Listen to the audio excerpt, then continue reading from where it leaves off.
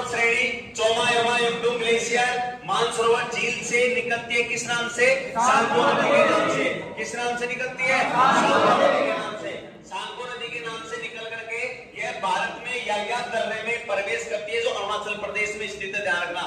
तो यांगयांग दर्रे में प्रवेश करने के बाद इसमें एक नदी आकर के मिलती है, उस नदी को कहते हैं दिहांग नदी। क्या कहते हैं? दिहांग नदी। और इसी दिहांग नदी मिलने के बाद में इस ब्रह्मपुत्र नदी को अरुणाचल प्रदेश में जाना जाता है दिहांग या देवांग नदी के नाम से। फिर इसके बाद में एक लोहित नदी आकर के मिलती है, उसे कहते हैं कोनी नदी भी कहते हैं। ये लोहित नदी आकर के मिलती है, उसके बाद में ये असम में जाने जाती है ब्रह्मपुत्र नदी के नाम से।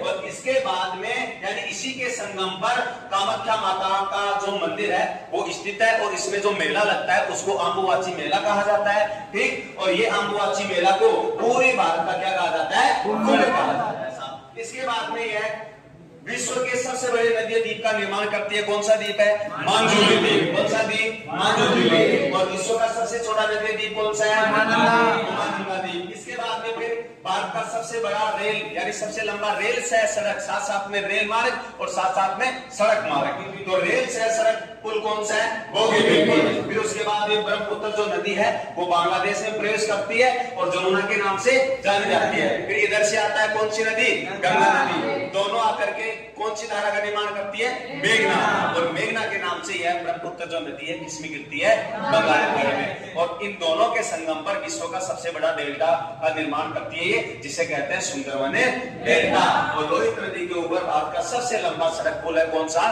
भूपेन्द्र हजारिका पुल। क्लियर?